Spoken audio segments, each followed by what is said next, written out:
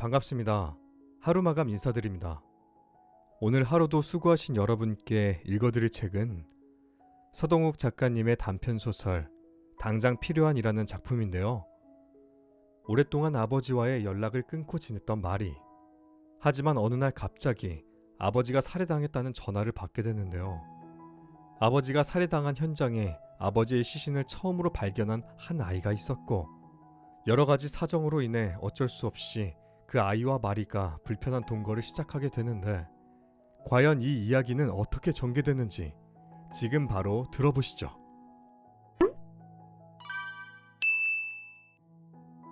서동욱 단편소설 당장 필요한. 마리는 올해 25살로 준보다는 4살이 많았다. 둘은 만나기 전부터 냉장고 공장에서 일했는데, 그건 한 집에서 살고 있는 지금도 그랬다. 준에게는 두 번째 직장이었다. 첫 직장이었던 단추염색 공장에서는 매일 지독한 냄새를 맡아야 했기 때문에 그는 지금 하는 일에 만족해했다. 그러나 마리는 아니었다. 그녀는 이전에 다녔던 직장들이 마음에 안 들었던 것과는 상관없이 이번 직장이 8번째 아니면 9번째쯤 됐는데, 일을 시작하고 나서 바로 다음 날부터 안 나간 것들까지 합하면 그보다 더 될 수도 있었다. 언제든 일을 그만둘 생각을 하고 있었다. 하지만 당장 쓸 돈이 없었기 때문에 다른 일을 구하기 전까지는 그만둘 수 없었다. 그들은 모아둔 돈이 전혀 없었다. 같이 살게 되면서 그들은 에어컨이 옵션으로 딸린 2050짜리 투룸을 빌렸다. 관리비와 전기세, 수도세, 가스비, 통신비로 한 달에 30 정도가 나갔다. 집을 구할 때 빌린 은행 대출금과 소형 자동차의 할부 대금, 그리고 각자의 술값을 내고 나면 남는 게 없었다. 햇볕이 거의 안 들어오는 집안은 늘 춥게 느껴졌다. 그래서 그들은 밖에서 술을 마시고 늦게 들어와 잠만 자고 나가거나 아니면 아예 안 들어왔다. 그런 경우에는 몇 잔 더 마시고 나서 공장 근처의 찜질방에서 잤다. 찜질방은 집보다 훨씬 포근했다. 나 오늘 자고 가. 누군가 그렇게 말하면 그건 찜질방에서 잔다는 뜻이었다. 새벽 2시가 넘어서 마리의 아버지가 죽었다는 전화가 걸려왔다. 밖에서 술을 마시고 막 집으로 돌아온 마리는 열쇠를 찾기 위해 현관문 앞에서 낑낑댈 때부터 울리고 있던 전화기에 대고 소리를 질렀다. 뭐야, 누구야? 준? 잠이나 자라고. 그러나 그건 준이 아니었다. 준은 마리보다 먼저 들어와 자고 있었다. 마리는 열려있는 방문 사이로 준이 코를 골며 자고 있는 것을 보았다. 마리는 비틀거리는 몸을 벽에 기댄 다음 귀고리를 풀어서 전화기 옆에 올려놨다. 수아기의 목소리는 아버지가 죽었다고 말했다. 둔기로 머리를 수차례 맞고 살해됐다는 것이다. 마리는 지금 시간이 몇 시냐고 물었다. 목소리는 마리 씨가 아니냐고 물었다. 마리는 맞다고 말했다. 잠시간의 정적이 있었다. 그래서 나보고 뭘 어쩌라고. 목소리는 뭘 어쩌라는 건 아니었다고 대답했다. 먼 곳에서 부엉이 우는 소리가 들려왔다. 언젠가 마리가 준에게 잡으러 가자고 말한 적이 있는 부엉이였다. 준은 그건 부엉이가 아니라고 말했다. 여긴 도시야. 부엉이는 아마존에나 사는 거라고. 그러나 준도 마리도 그게 부엉이인지 아닌지 확신하지는 못했다. 하지만 마리가 아는 새 중에 밤에 우는 새는 부엉이밖에 없었다. 그게 뭐였건 간에 부엉이가 우는 것 같은 소리가 집으로 들려오곤 했다. 그 소리가 지금 들려오고 있었다. 창밖으로 어둠이 깔려 있었다. 마리는 잠시 어둠이 깔린 바깥을 응시하다가 목소리에게 몇 번 더 소리를 지른 다음 수화기를 쾅 하고 내려놨다. 다음날 아침, 마리는 아빠가 죽었다고 준에게 말했다. 준은 이불 속에서 그 얘기를 들었다. 그는 손을 들어 형광등 불빛을 막으면서 말했다. 아빠가 죽어? 응. 그럼 어떡해? 마리는 방 안에 굴러다니는 양말 한 짝을 찾아 뒤집어 신었다. 나머지 한 짝이 보이질 않았다. 마리가 자기 양말이 어디 있느냐고 물었다. 주는 고개를 저었다. 그는 마리가 양말 한 짝을 찾으려고 서랍장 밑으로 머리를 낮추어 집어넣고 또 이불을 들추어 보고하는 것을 물끄러미 지켜보았다. 마리는 경찰이 자기를 불렀다고 말했다. 그럼 어떻게 해? 주는 베개를 가슴 위로 올려놓고 같은 말을 되풀이했다. 마리는 고개를 휙휙 저었다. 헝클어지고 기름이 낀 노란색 머리가 마리의 어깨 위에서 흔들렸다. 몰라. 경찰이 와보래. 응. 준이 대답했다. 형사는 눈에 먼지가 들어간 사람처럼 수시로 안경다리를 들어서 눈을 감았다 뗐다 했다. 몇 가지 질문을 받은 후 마리는 형사로부터 사진 몇 장을 건네받았다. 사진 속에는 한 남자가 쓰러져 있었다. 그 남자는 엎드려 자는 자세로 누워 얼굴을 카메라 쪽으로 돌리고 있었는데 뒤통수에서부터 타고 내려온 피가 얼굴의 3분의 2 정도를 가리고 있어서 어떤 표정을 짓고 있는 것인지 알아볼 수가 없었다. 그냥 표정 없는 얼굴 이상으로는 보이지 않았다. 하지만 그게 어느 가정집의 내부이고 또 방 안이라는 건 알 수 있었다. 왜냐하면 그 방은 마리의 방이었기 때문이다. 그건 마리가 어렸을 때 쓰던 방이었다. 마리는 머리 받침이 없는 싱글 사이즈 침대와 그 위로 서로 다른 크기의 사각형이 종잡을 수 없는 규칙으로 그려진 하늘색 이불, 싸구려 꽃무늬 벽지, 원목을 흉내낸 나뭇결 모양 필름이 마구잡이로 떨어져 너덜거리는 책상을 알아보았다. 마리가 입을 다문 채로 소리를 냈다. 마치 그 사진이 많은 것들을 불러오고 있는 것처럼. 그러나 무슨 생각이 들어서 그런 건 아니었다. 마리는 아무 생각도 없었다. 형사는 마리가 뭔가 말을 꺼낼 때까지 기다렸다. 자기는 이런 일을 많이 겪었다는 듯이, 자기가 지금 어떻게 행동해야 하는지 잘 안다는 듯이. 마리가 아무 말도 하지 않자 이윽고 형사가 말했다. 아버님과 통화한 기록이 없더군요. 가장 최근에 만난 게 언제시죠? 마리는 한동안 손가락으로 턱을 만지고 있다가 천천히 고개를 저었다. 모르겠어요. 역시 그렇군요. 그럼 대략적으로라도 짐작해 보신다면 언제쯤... 얼굴이 잘 보이질 않아요. 형사는 컴퓨터 자판을 두드리던 것을 멈추고 마리를 쳐다보았다. 지금 그 말은 본인 아버지가 아니라는 뜻인가요? 형사가 말했다. 마리는 손톱으로 이빨을 톡톡 두드렸다. 하지만 맞겠죠. 여긴 내가 살던 집이니까. 때때로 다른 형사들이 그들의 뒤로 지나갔다. 그들은 문을 열고 밖으로 나갔다가 얼마 지나지 않아 다시 돌아왔다. 한 손에 별로 중요치 않아 보이는 서류 뭉치를 들고 다른 손엔 자판기 커피를 들고 지극히 평화로운 분위기였다. 그들은 의자에 앉아 한쪽 다리를 꼬아 다른 한쪽에 올려놓고 커피를 마시면서 다른 사람에게 말을 걸었다. 어디 갔다 와? 좀 어때? 별거 아니야. 어느 시간에 와도 그들은 매번 그렇게 하고 있을 것처럼 보였다. 마리는 출입구 옆 소파에 앉아있는 여자애를 보았다. 그 여자애는 마리가 처음 왔을 때부터 움직이지 않고 거기에 앉아 있었다. 양손을 무릎 위에 올려놓고 고개를 숙이고 있었다. 단발머리에 몸이 마르고 소심해 보였는데 14이나 15쯤, 많아도 중학생 이상으로는 안 보였다. 어쨌든 경찰서에 자주 드나들 것 같은 분위기는 아니었다. 쟤는 뭔데 저러고 있을까?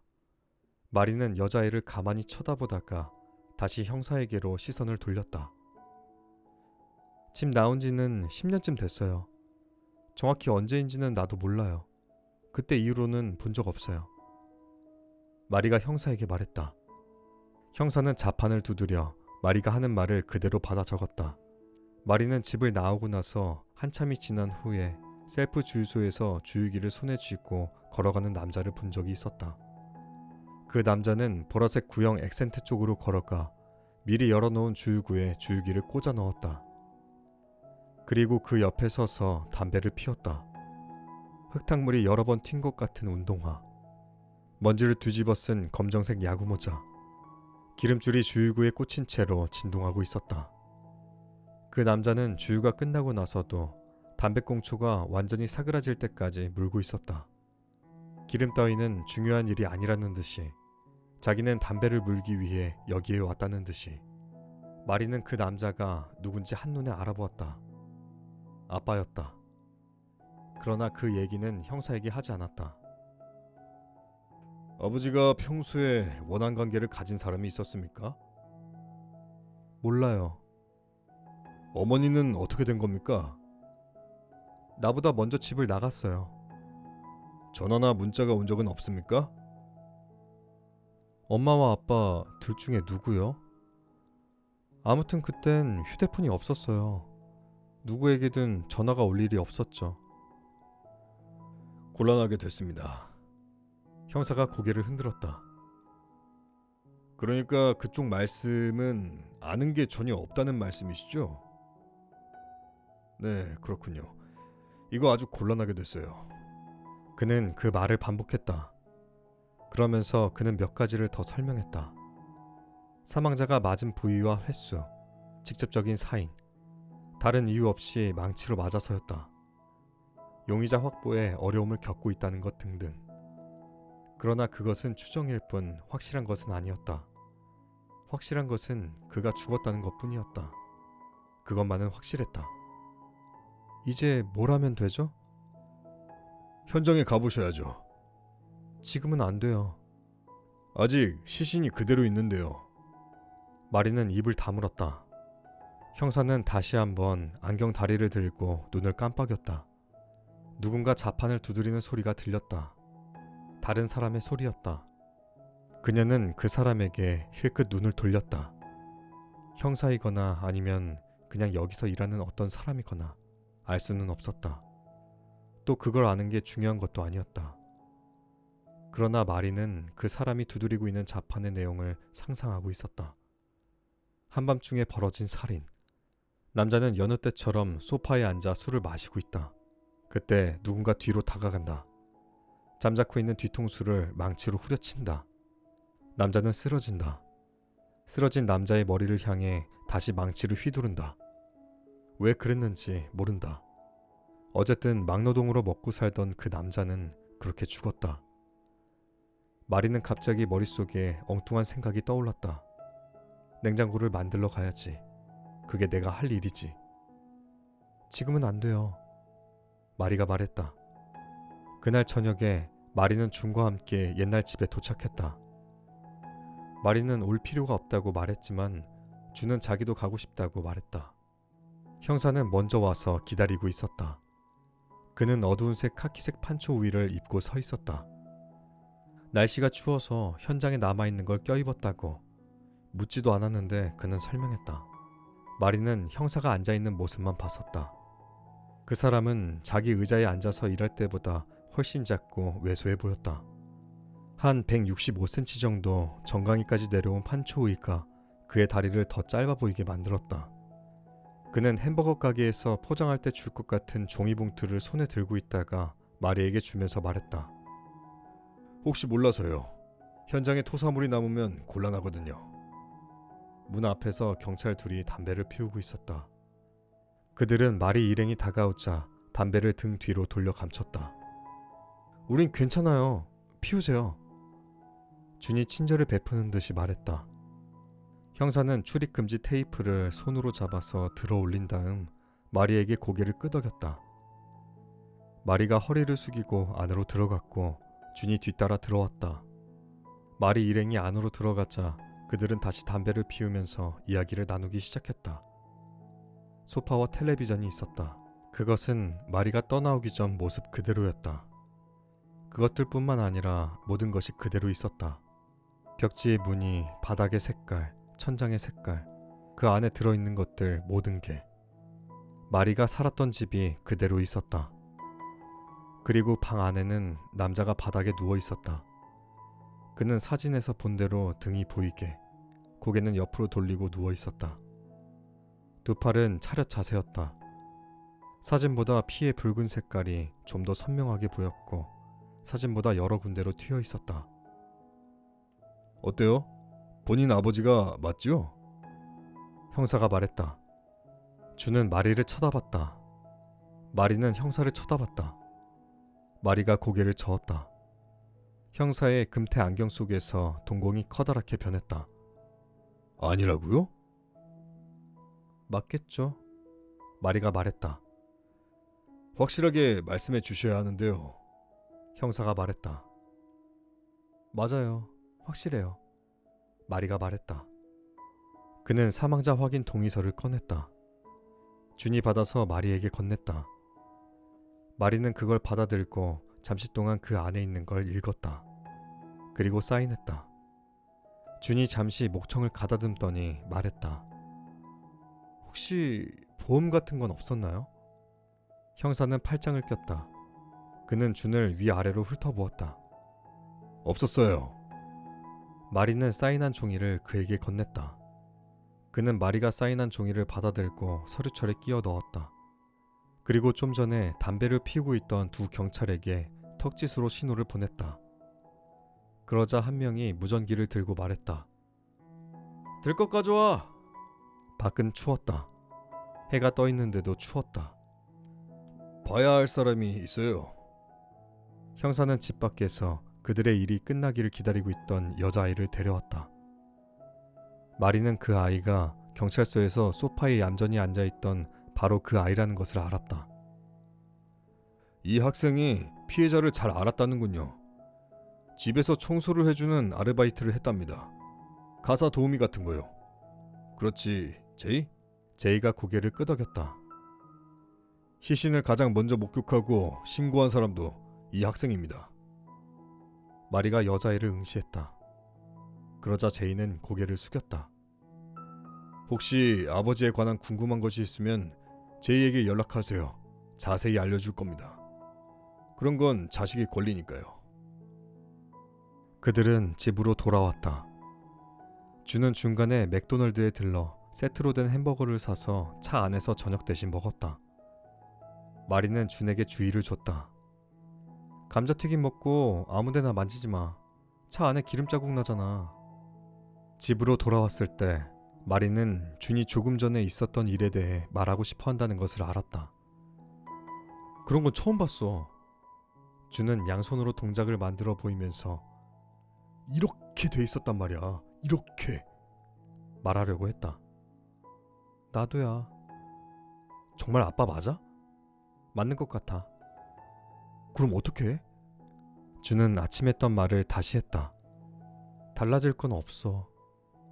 마리가 말했다. 마리는 귀고리를 풀어서 전화기 옆에 두었다. 대체 달라질 게 뭐가 있겠어? 그렇지. 준이 대답했다. 그럴 건 없지. 준은 형사가 무슨 말을 했는지 알고 싶어 했다. 그 여자애 갈 데가 없대. 그래? 갈 데가 없는 애였군. 그는 리모컨으로 채널을 돌려가면서 말했다. 갈 데가 없는 애였어. 계속 돌려도 자기가 보고 싶은 프로그램이 나오지 않자 그는 할 수 없다는 듯이 자연 다큐 프로그램에 멈추고 리모컨을 내려놨다. 어떻게 그 집에 들어가게 됐는지 모르겠어. 아무튼 그동안 그 집에 살았다는 거야. 근데 일이 이렇게 됐으니 이제 난감하게 됐다 이거지. 이 사건에서 아주 중요한 사람이라는 건. 그래서 형사 말은 걔를 우리가 잠시 좀 맡아달라는 거야. 준은 그래? 하고 물었지만 마리는 준이 지금 자기가 무슨 말을 하고 있는지 모른다는 걸 알았다. 그는 텔레비전에 들어가 있었다. 마리는 제이가 경찰에게 의심받고 있다는 말은 하지 않았다. 마리는 캔맥주 하나를 따서 소파에 앉았다. 그리고 텔레비전을 켠 다음 마시기 시작했다. 탁자 위에는 기름이 거의 안 남은 라이터와 꾹꾹 눌러 꺼진 담배꽁초 수십 개가 들어있는 종이컵이 있었다. 그 옆에는 며칠 전 마시다 남은 콜라와 콜라를 따라 마신 머그컵이 있었다. 그 안에는 콜라가 얕게 남아 굳어 있었다. 그 컵은 준이 혼자 살 때 쓰던 걸 가져온 것이었다. 준도 캔맥주 하나를 들고 와서 마리의 옆에 앉았다. 그리고 그는 담배를 꺼내 기름이 거의 안 남은 라이터로 불을 붙였다. 마리가 손짓하자 그는 담배 하나를 더 꺼내 불을 붙여 마리의 입가로 가져다 줬다. 한번 할까? 준이 말했다. 마리가 고개를 끄덕였다. 마리는 형사가 했던 말을 떠올렸다. 집으로 돌아오기 전에 넷이서 별로 달갑지 않은 얘기를 하고 있던 그때에 형사는 마리를 따로 불러냈다. 그는 함께 담배를 피우자는 말로 마리를 무리해서 끌어냈다. 준이 자기도 담배를 피우고 싶다고 했지만 형사는 여기서 피워도 된다고 말하면서 그를 남아있게 했다. 준이 상심한 듯한 표정을 지었지만 마리는 그대로 놔두었다. 형사는 목소리를 낮추고 말했다. 가까운 사람이 범인일 수 있어요. 그는 그렇게 말하면서 고개를 끄덕였다. 이런 일은 대부분 그런 식이라고요. 마리는 준과 제이를 슬쩍 쳐다봤다. 준은 경비를 보고 있는 경찰들에게서 라이터를 빌려 담배에 불을 붙이고 있었다. 그는 라이터를 돌려주고 제복을 입고 서 있는 경찰들을 신기하다는 눈빛으로 쳐다봤다. 그리고 그 여자애, 제이가 고개를 숙인 채 벽 한쪽에 등을 기대고 서 있는 것이 보였다. 아직까지 증거는 발견되지 않았지만 제이를 용의선상에서 지우지는 않았다고 형사는 말했다. 그런 식이라고요. 그의 말이었다. 마리는 형사가 하는 말을 잠자코 듣고 있었다. 그들은 소파에서 한 번 하고 나서 잠들었다. 준은 거실에서 텔레비전을 더 보다가 잠들었고 마리는 방 안에서 잤다. 텔레비전은 계속 돌아가고 있었다. 그들이 잠든 지 한참이 지난 후에 전화벨이 울렸다. 마리는 몇 시가 됐는지 알고 싶었다. 그러나 시계가 보이지 않았다. 마리는 집안에 시계가 없다는 사실을 깨달았다. 경찰일 거라고 생각했다. 하지만 전화를 건 것은 제이였다. 처음에 마리는 잘못 걸린 전화라고 생각했다. 아니면 장난 전화이거나. 마리는 그 여자애의 이름이 제이였다는 사실을 잊고 있었다. 수화기 너머로 잡음이 섞여 들려왔다. 약간의 바람 소리와 빗소리였다. 마리는 전화를 걸고 있는 여자애의 모습을 떠올렸다. 제이는 우연히 연락이 닿아서 전화했다고 말했다. 우연히 연락이 닿아서 제이는 아버지 얘기를 듣고 싶으냐고 물었다. 마리는 필요 없다고 말했다.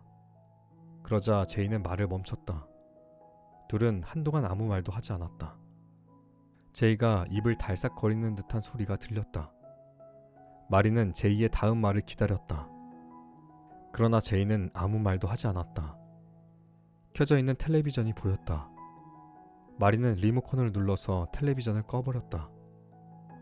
내일 집으로 와. 마리는 그렇게 말하고 전화를 끊었다.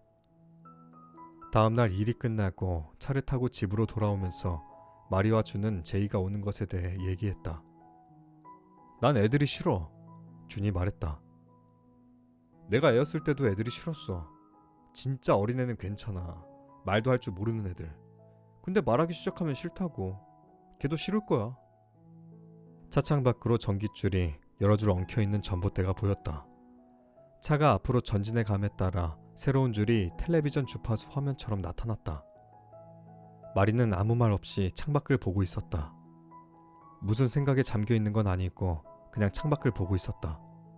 전깃줄은 엉킨 채로 쭉 이어지다가 어느 순간 풀어지듯 하더니 다시 얽혀버렸다. 그건 아주 간단한 일이었다. 준의 차가 집 앞으로 들어섰고 공기 중으로 먼지가 일었다. 다른 차는 없었다. 마리는 창문 앞에 서서 준이 차에서 내리는 모습을 보았다. 준이 차에서 내린 곳에는 음료수 캔이 찌그러진 채로 버려져 있었다. 준이 전에 먹고 버린 것이었다. 그는 음료수 캔을 발로 차서 다른 곳으로 가게 했다. 잠시 후에 여자애가 내렸다. 그 애는 빨간색 니트와 낡은 청바지를 입고 양손에 가방을 들고 있었다.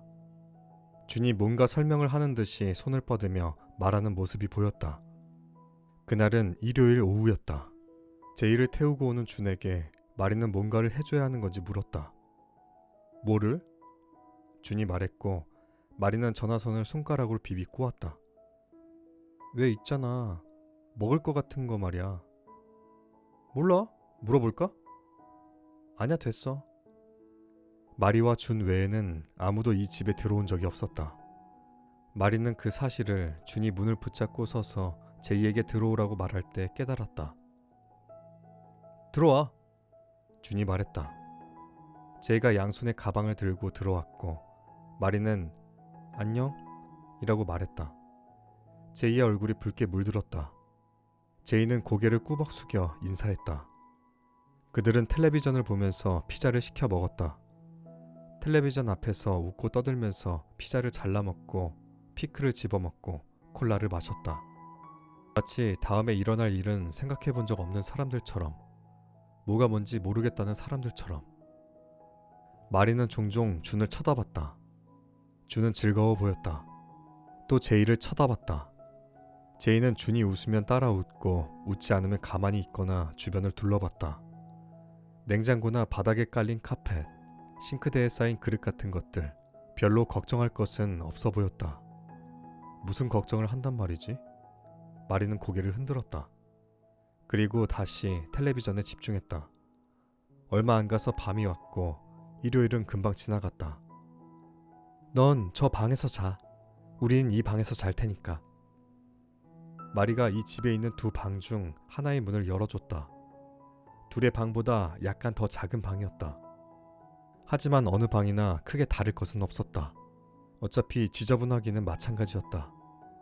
마리는 제이에게 남는 이불을 꺼내줬다. 제이는 이불을 받아들고 방문 앞에 서 있었다. 왜? 마음에 안 들어? 아니요. 네가 여기서 잘래? 우린 상관없어. 저는 원래 작은 방에서 잤어요. 그 집에서요. 그 말은 마리에게 하는 것 같기도 했고 스스로에게 다짐하는 말 같기도 했다. 마리는 제이가 더 말을 할 때까지 기다렸다. 그러나 제이는 아무 말도 하지 않았다. 마리가 말했다. 화장실은 저쪽에 있어. 밤중에 마리는 거실에서 텔레비전이 켜지는 소리를 들었다. 마리는 방 안에 있었고 텔레비전은 바깥에 있었지만 전자파가 켜지는 느낌을 알 수 있었다. 텔레비전은 켜지자마자 볼륨이 줄어들었다. 마리는 고개를 돌렸다. 준은 마리의 옆에서 자고 있었다. 그는 아무 일도 일어나지 않은 것처럼, 그리고 아무 일도 일어나지 않을 것처럼 자고 있었다. 거실에서 희미하고 두런두런 하는 소리가 들려왔다. 알아들을 수 있는 정도의 소리는 아니었지만 어쨌든 소리가 나고 있다는 것은 알 수 있었다. 방문 틈으로 푸른빛이 희미하게 흘러 들어왔다. 마리는 잠결 속에서 그 빛을 바라보았다. 빛은 문 밑에서 미세하게 색깔을 다르게 하면서 조금씩 움직였다. 마리는 가만히 그 빛을 바라보다가 어느 순간 다시 잠들었다. 다음날 마리가 퇴근하고 돌아와서 집안을 처음 봤을 때 마리는 자기 집이 아닌 줄 알았다. 제이는 거실에 돌아다니는 잡동사니들을 걸레로 닦고 있었다. 뭐 하고 있는 거야? 마리가 신발장에 서서 말했다. 그때 준이 화장실에서 막 나왔다. 이것 봐, 제이가 집을 새 걸로 만들었어. 준은 엄지손가락을 치켜들어 보였다. 화장실에서 세정제 냄새가 흘러나왔다. 왜 네가 여기 청소를 하는 거지? 마리가 말했다. 제이는 얼굴을 붉히고 서 있었다. 제이의 뒤로 활짝 열린 창문에서 차가운 바깥 공기가 들어왔다. 청소를 해도 돈을 줄 수 없어. 돈은 안 주셔도 돼요. 정말 안 줄 거야. 이봐, 마리. 정말 안 주셔도 돼요. 마리는 방 안에 들어가서 침대 위로 코트를 벗어 던졌다. 그리고 팔베개로 머리를 받치고 코트 옆에 누웠다. 한숨을 한 번 쉬고 천장을 바라봤다. 천장에 붙어있는 별과 달 모양 스티커가 보였다. 예전에 비가 많이 왔을 때 옥상 배수구가 막힌 적이 있었다. 배수구 근처에 쌓여있던 낙엽들을 치우지 않았던 것이었다. 낙엽들은 배수구로 몰려들어 구멍을 막아버렸다. 옥상은 물탱크처럼 한동안 잔뜩 물을 이고 있었다. 불룩해진 천장이 뭔가 이상하다는 걸 눈치채고 옥상에 올라갔을 때는 시간이 한참 지나서였다. 옥상에 고인 물을 빼냈지만 오랜 시간 습기를 먹은 천장은 여기저기 누렇게 뜨고 곰팡이를 만들어내기 시작했다. 마리와 준은 침대 위로 올라가 천장에 생긴 곰팡이 자국을 닦아냈다. 그러나 여전히 남아있는 자국들도 있었다. 저것 좀 어떻게 해봐. 마리가 소리를 질렀다. 마리는 이런 경험이 처음이었다. 마리는 마치 집이 통째로 없어진 사람처럼 굴었다. 그때 준이 별 모양 스티커를 사다가 붙였던 것이다. 붕 뜬 천장은 어쩔 수 없었지만 곰팡이 자국은 별과 달로 변했다. 누가 보면 인테리어를 해놓은 줄 알 거라고 준은 말했었다. 밖에서는 아직 제이가 청소를 하고 있었다. 준이 히히덕거리면서 제이에게 말을 걸었고 제이는 가끔씩 웃는 소리를 냈다. 마리는 이제 어떻게 되는 건지에 대해 생각했다. 이제 어떻게 되는 거지? 오전에는 형사에게 전화가 걸려왔다. 무슨 얘기를 하던가요? 형사는 뭔가 아는 것을, 알게 될 것을 말해주기를 원했다. 그러나 마리는 아는 것이 없다고 말했다. 실제로도 그랬다. 마리는 곧 전화를 끊었다. 우리 부루마블 어디에 있지? 준이 방 안으로 들어왔다. 뭐라고? 부루마블 말이야. 보드게임. 제이랑 부루마블 할 거야. 마리는 누운 채로 눈을 돌리고 준이 서랍을 뒤지는 모습을 지켜봤다. 애들 싫다고 하지 않았어? 어디로 갔지? 좀 찾아봐. 부루마블은 원래 셋이서 해야 재밌다고. 준은 방에서 나갔고 마리는 한동안 그대로 더 누워 있었다. 부루마블을 찾게 되면 아마도 자기를 부를 것이다. 그때까지 마리는 더 누워 있을 생각이었다. 이제 어떻게 되는 거지? 그러나 아무도 마리를 부르지 않았다.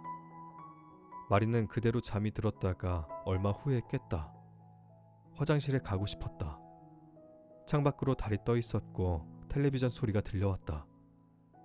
마리는 침대 위에서 몸을 비틀고 몇 번 도리질을 하다가 몸을 일으키고 침대에서 나와 방문고리에 손을 갖다 댔다.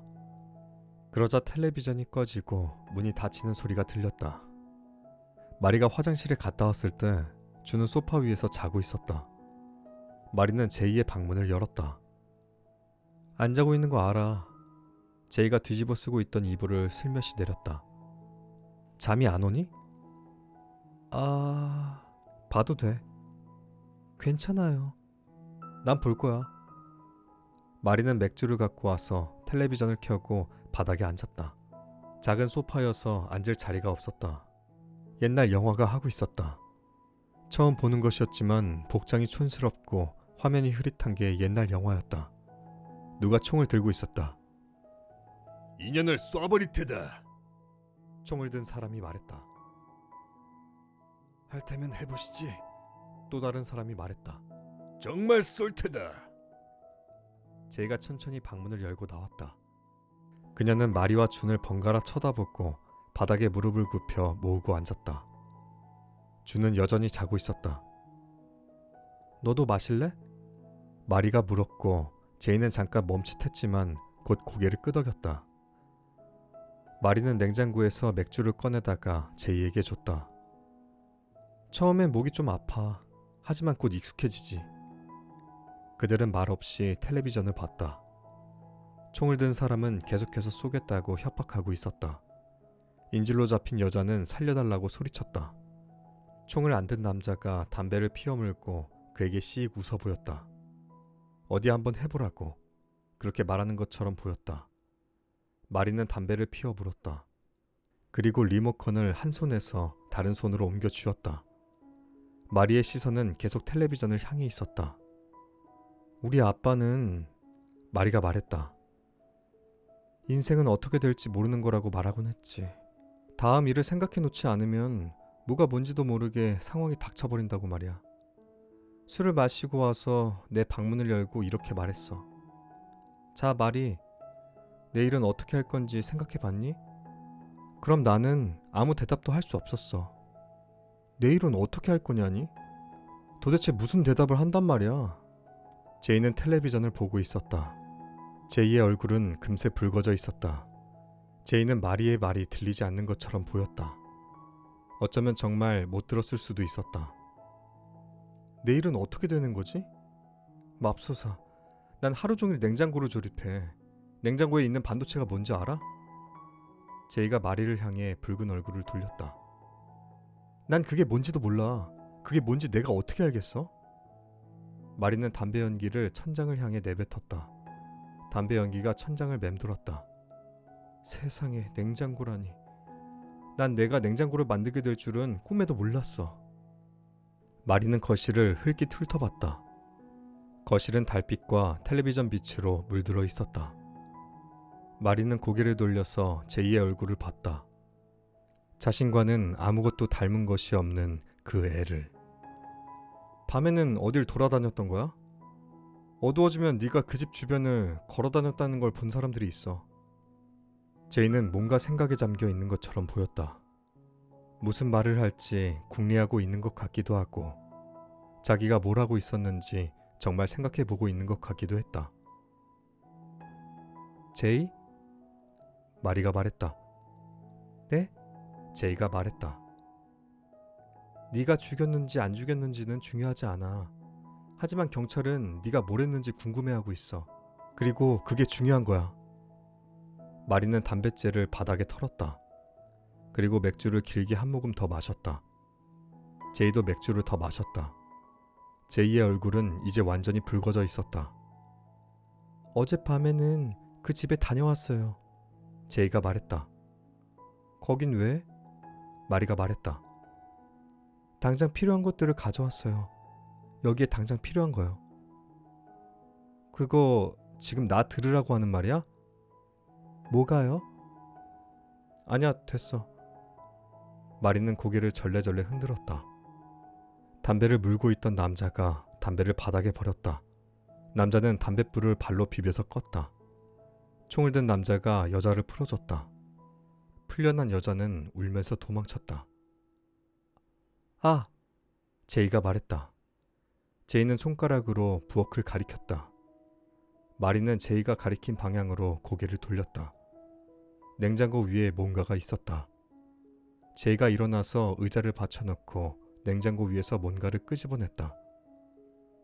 부루마블이잖아. 마리가 말했다. 거기에 있었군. 둘은 바닥에 앉아서 종이상자 안에 든 것들을 꺼냈다.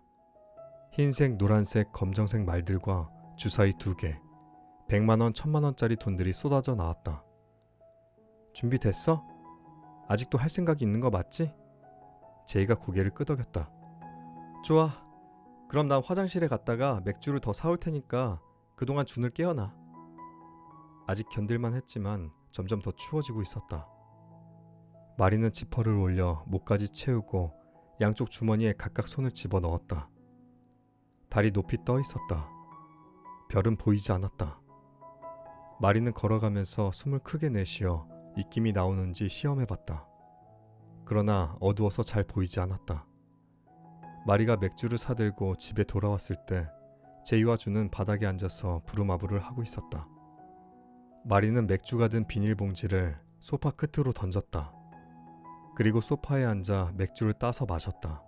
부루마블을 해본 지 오래됐지만 룰을 기억해내야 할 필요는 없었다.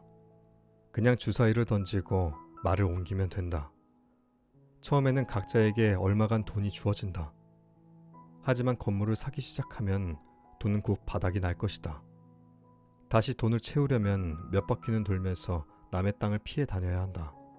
무인도에 갇히면 오랫동안 차례가 돌아오길 기다려야 할 것이다. 돈이 없을 때는 그것도 괜찮은 방법이다. 마리는 내일 출근하려면 이제 자야 한다는 걸 알고 있었다.